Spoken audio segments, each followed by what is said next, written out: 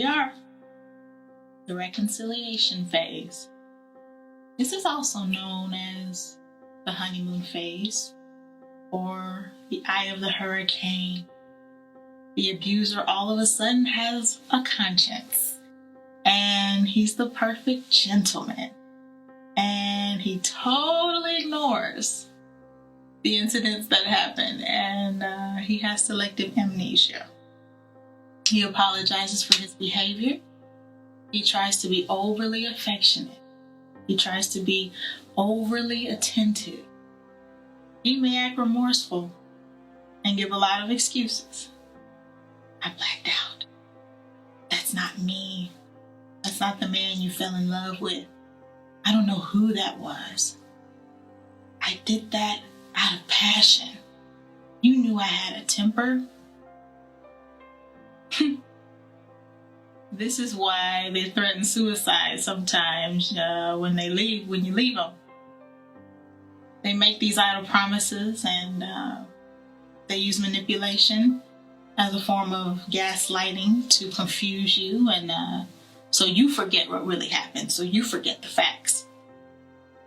For example, my story, after the abusive incident happened, he pulled all the stops. He had the crocodile tears and he was never one to apologize. He was very prideful. But somehow he was able to formulate one when he was caught, when he knew that he did something wrong. And a few days after the incident, he seemed like a completely different person. Similar to like the Dr. Jekyll and Mr. Hyde almost. Just two different people. He was so sweet. And he was so gentle and considerate. And for a second, it felt like my efforts in the relationship, what I tried so hard to work for and work towards, it seemed like he realized what he had done. It seemed like he was getting it. It seemed like my issues were heard. And that he had realized he had done a very bad thing. He blamed his abusive behavior on his family and how he grew up, which sometimes these are factors. But then he shifted the blame on me. And then it was, why didn't you just listen?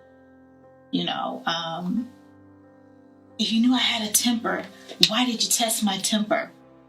You should have known not to test me. I warned you about that.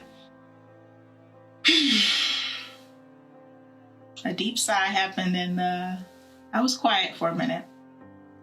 The gaslighting seemed to be effective and it seemed to be working, and the blame shifting, of course, was a heavy weight upon myself, and I took ownership of what had happened, and that happens often.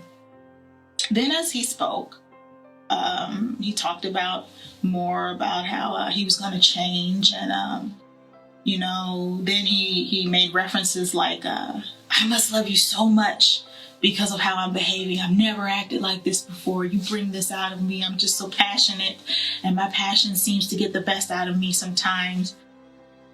Oh, he was so convincing with his stories, and at the end of it all, I couldn't tell who was right or who was wrong. I just remember in that moment listening, being very silent and not wanting it to happen again. There was even a time I convinced myself that I deserved it, that maybe it was my fault. Maybe this is just how relationships are supposed to be. Maybe it's just how we love. We love hard, we love strong, ride or die, Bonnie and Clyde kind of thing. I really thought I was doing the right thing. And then the next thing you know, he's buying me gifts.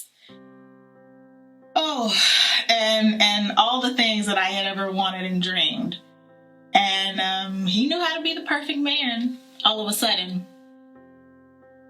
As long as I kept quiet. Silencing your own voice is something you should never do or have to feel like you have to do in order to please your partner. That is very toxic. Suppressing your soul, suppressing who you are for the sake of making the other person feel better, or killing off your own personality. That's what it feels like. That should never be in any relationship, especially from someone who says they love you and you say you love them. I felt so trapped. I felt so lonely. I had no support system. And at this point, I was so embarrassed to tell anyone. His friends knew, but they supported his actions. And they didn't really say anything either. They kept quiet. Maybe because they were going through in their own relationships. I don't know, but they weren't really holding us accountable.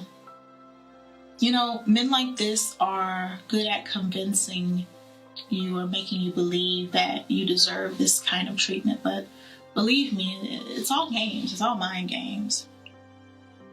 Remember that none of this is okay. Love does not hurt.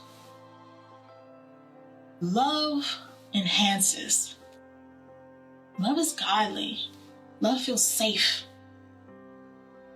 And at this moment, I think I forgot so much of who I was. I forgot what I deserved and what I should feel. All I remember feeling is numb. But deep down inside, I knew I deserved better. I deserved to feel loved and appreciated and cared for in a way that represented God's love for me. And that's with anyone.